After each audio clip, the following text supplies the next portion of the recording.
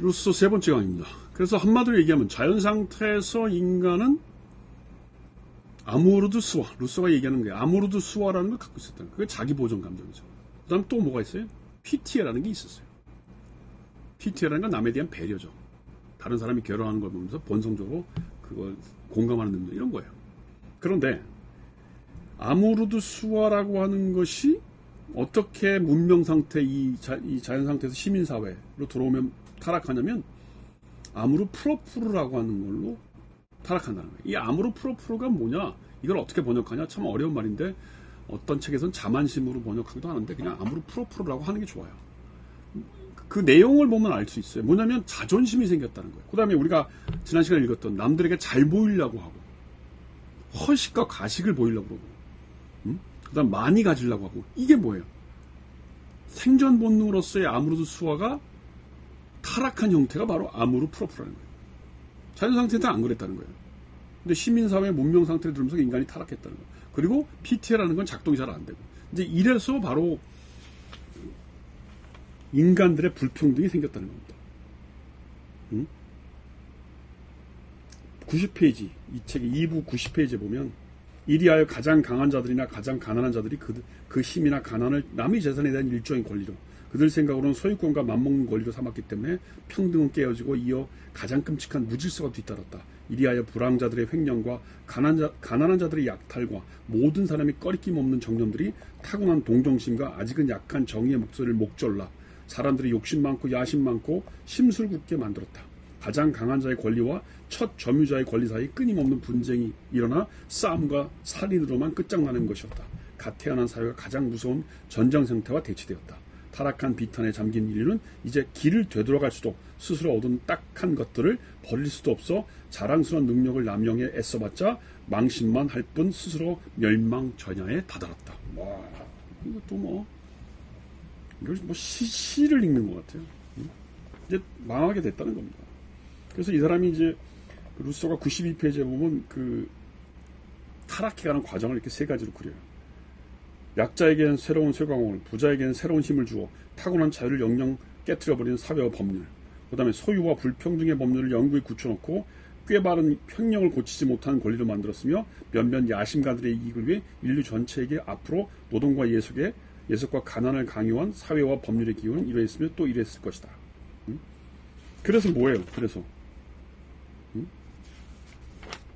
이 사람이 루소가 하는 얘기가 뭡니까? 지금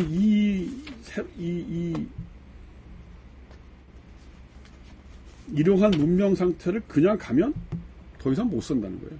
104페이지도 지금 이 불평등의 진전에 대해 설명하고 있어요. 이것도 아주 유명한 문장입니다. 104페이지. 불평등의 진전을 이러한 여러 가지 변동 속에서 뒤밟아보면 우리는 법률과 소유권의 제정이 제1기였고 관직의 설정이 그 2기였으며 마지막인 3기는 합법적 권력의 전제적 권력으로의 변화였음을 발견합니다.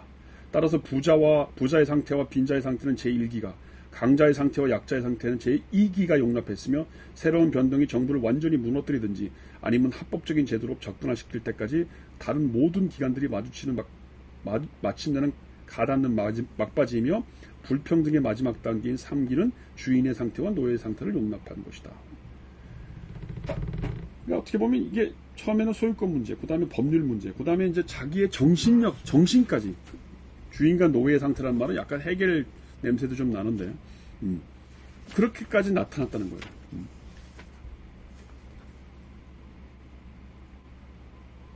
그래서 어떻게 할 건데? 인간의 본성을 어떻게 바꿀 것이냐? 이 문제를 고민할 것이냐? 루소는 다시 못 돌아간다는 거예요. 자연상태. 이미 문명 상태에 들어왔기 때문에 다시 못 돌아간다는 거예요. 그럼 어떻게 해야 돼요? 그래서 자연상태를 갈 수 없으니까 자연상태와 가장 근접한 사회인 뭐예요? 리퍼블릭, 공화정을 만들어야 된다는 거예요. 공화정이 뭐냐? 그거는 바로 이제 사회계약론에서 루소가 얘기하고 있어요. 그리고 그 공화정을 대표하는 가장 핵심 개념이 뭐예요? 일반의사, volonté générale라는 겁니다.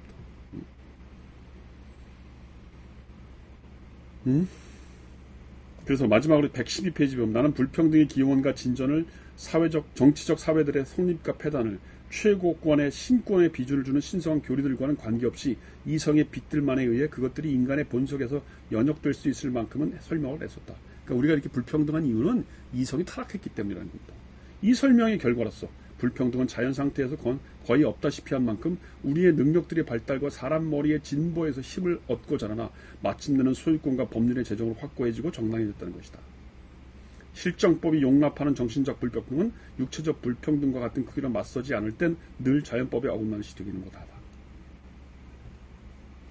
그래서 사회계약론을 맺어서 새로운 공화정을 만들어야 되는 거예요.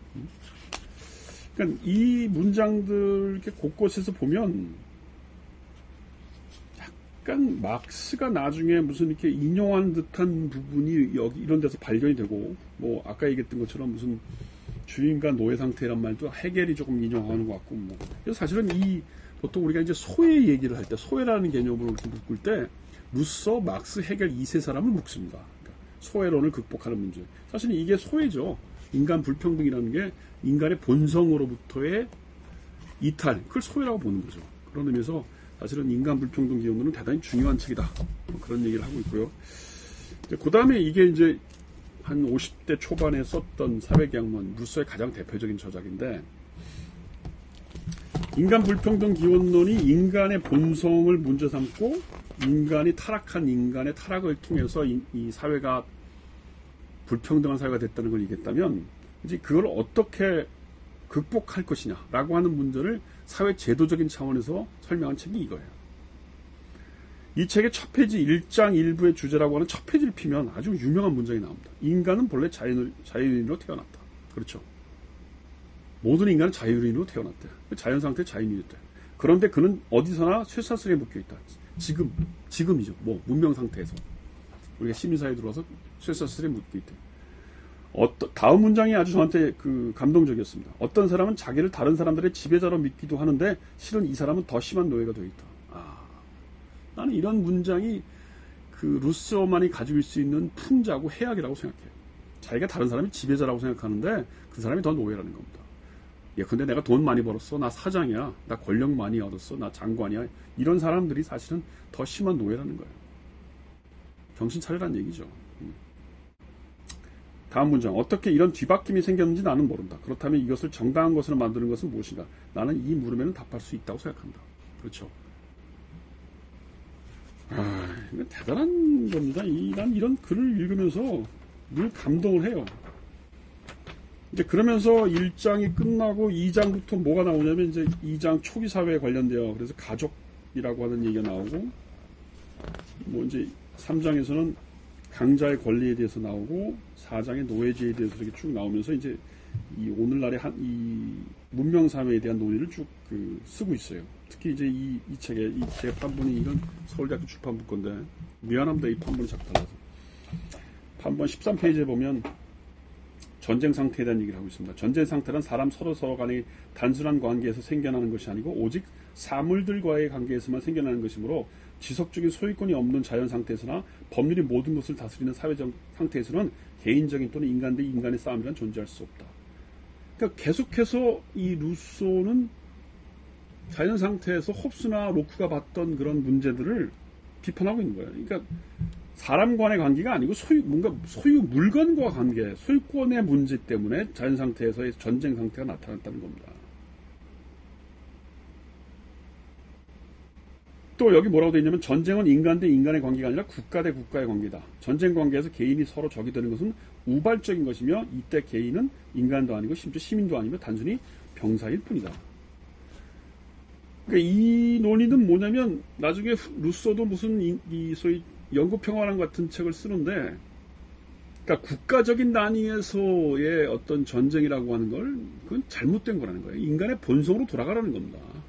그럼 다 그냥 한 개개인으로서 서로 싸울 일이 없다는 거죠. 근데 무슨 민족주의가 나타나고 국가의 권력이 나타나고 서로 더 많은 것을 요구하려고 하는 그런 왜곡된 본성이 국가라는 거죠. 그러니까 볼롱테 제네럴이 작동되지 않는 국가, 이런 게 국가 간의 전쟁을 만든다는 거예요.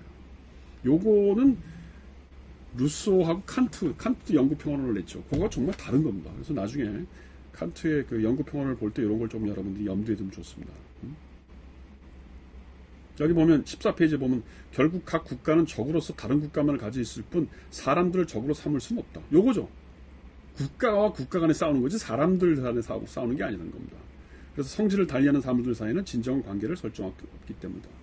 어쩜 이런 게 이제 나중에 막스가 1970년대 이후에 1870년대 무슨 그 인터내셔널 워킹 어소시에이션 국제 노동자 연맹 만들면서 만국의 노동자 연맹이 노동자에 단결하라. 그리고 이제 1930년대 초반에 1914년 1차 대전 났을 때 독일의 그 공산주의자들이 노동자로서 왜 우리가 그 부르주아의 전쟁에 참여하느냐? 그 만국의 노동자들이 단결해서 이 부르주아의 제국주의 전쟁에 참가하지 말자 이런 얘기를 한단 말이에요. 나는 요게 이제 여기서 나오는 그 조국의 구성원이 아니라 방위자일 뿐이다. 아니면 무슨 국가는 적으로서 다른 국가만을 가질 수 있을 뿐 사람들을 적으로 가질 수 없다. 이런 루소적인 관점에서 그런 국제 노동자의 국제 연합, 국제 연맹, 인터내셔널 워킹 어소시에이션 이런 걸 얘기했다고 볼 수도 있다고 보는 겁니다. 조금 제 그 자의적인 해석이니까 이게 학문적으로 고민된 받은 해석은 아닙니다만 제가 왜 그런 얘기를 하냐면 이렇게 좀 이 책을 원본을 볼 필요가 있어요. 너무 그 해설서를 먼저 보면요 이런 상상력이 안 들어요. 그래서 제가 여러분들한테 얘기하지만 내가 이 강의를 하는 가장 중요한 이유는 제가 항상 먼저 이렇게 원본을 보여주고 몇 페이지를 이렇게 하는 이유는 원본을 자기 눈으로 보면 이런 이 문장들이 들어오기 시작해요. 그래서 어쩌면 저런 게 연결됐나? 막스가 이런 걸 인용했나? 그리고 이렇게 확대 해석하는 상상력이 필요한 그런 게 사실은 좋은 공부라는 거예요.